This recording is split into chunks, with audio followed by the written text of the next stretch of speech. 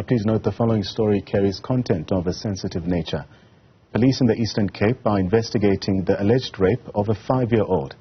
The learner was traveling back from Emdeni Junior School in Bizana when the incident allegedly occurred. Let's speak now to Malibongwe Mtima, who's the Department of Education spokesperson in the province. Mr. Mtima, a pleasure to have you on the program despite the circumstances. Now, given the gravity of this incident, what specific actions will the department be taking in the immediate aftermath of this investigation? Look, since we have heard of this information, we have, for starters, activated our psychosocial support to ensure that the learners of the school, the family, and the educators do receive debriefing and counseling. On Monday, they'll be at the school with the investigating team.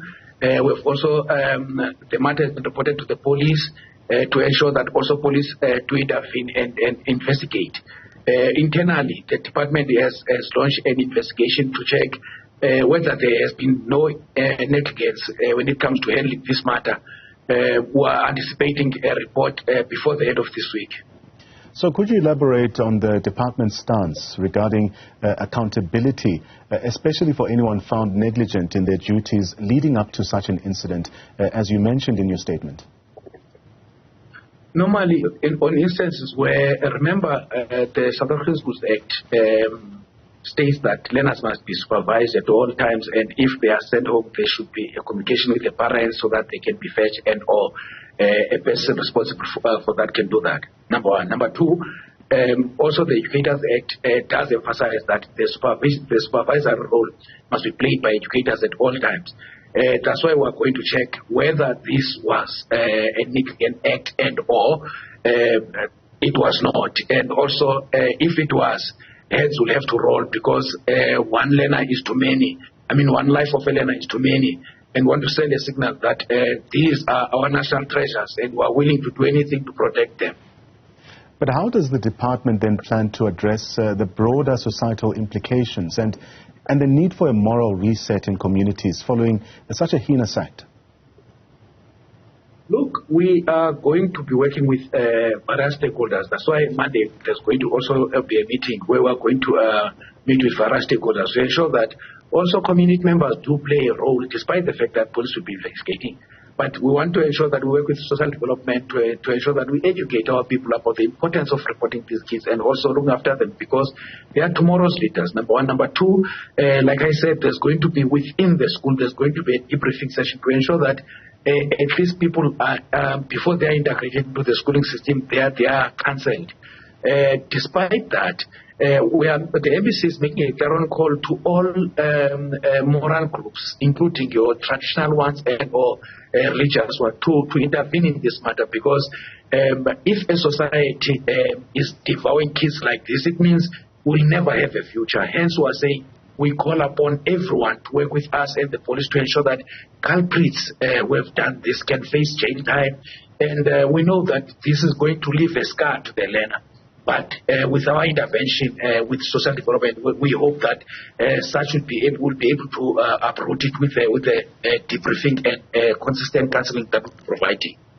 Mr. Mtima, can you provide insights into the expected timeline for the investigation and when the department anticipates being able to announce its next steps here?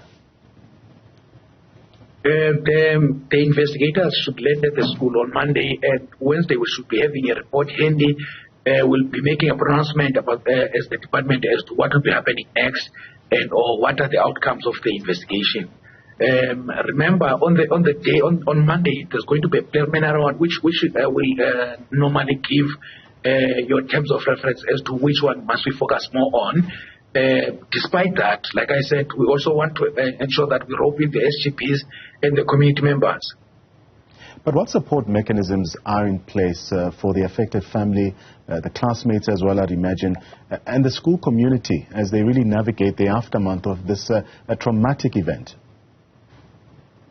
We have spoken to our sister department, social development. We are going to plow our psychologists and social workers, both at the school and the family, to ensure that they get the necessary support, counseling and debriefing.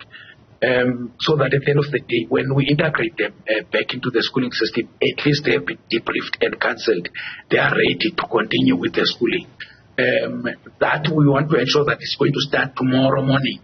They'll be at the school as early as 7:30, because we are taking this matter very, very serious, and its sensitivity is really an issue to us. Hence, we've said let's stop everything in the district. Let's ensure that for starters we focus on the family and the schooling system, which is your learners, your educators, including some of the SGB members may have been affected by this matter.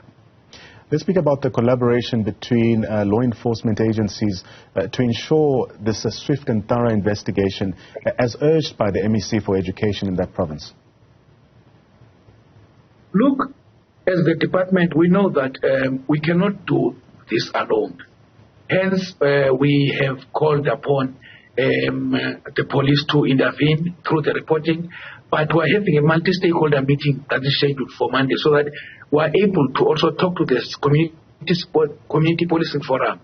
They must be vigilant enough to ensure that they play a meaningful role in protecting our children. Number one. Number two, normal parents, also normal community members, because at the end of the day, working together will uproot this. And also remember, if the society or the community harbors these culprits, it means the police will never uproot such elements in society.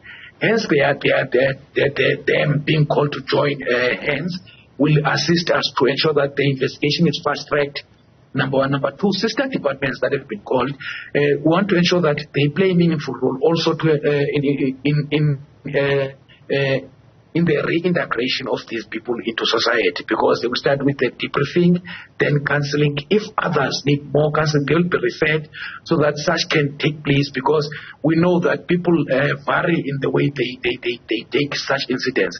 Hence, we have said let's give them a blank check to say as many as possible, and if others need to be referred for further assessment, we'll do that.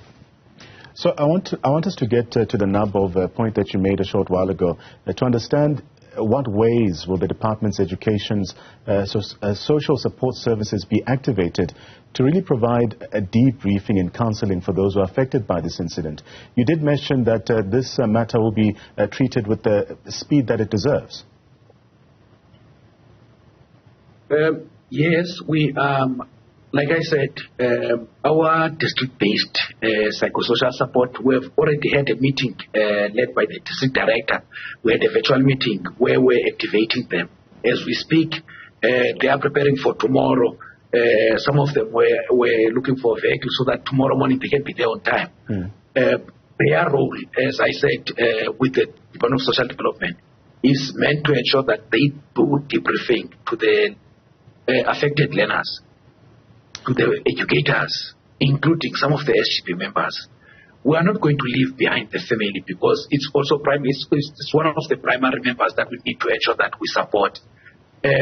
Despite that, like I said, we are going to ensure that there are workshops that we conduct with the social development to communities, so that at the end of the day we create that consciousness around this. Also in schools, there are programs that are already running that are meant to ensure that learners know what is right and what is wrong. Some of them are embedded in the curricula, LO, life orientations, where kids are told at an early age that you must not allow your uncle or your father or anyone who's not your mom to touch you, and also you must report anyone who's touching you. So those are part of the ongoing education that we're applying in our society. We know that's not going to be easy, but we're going to ensure we work with them so that at the end of the day they get relief from this.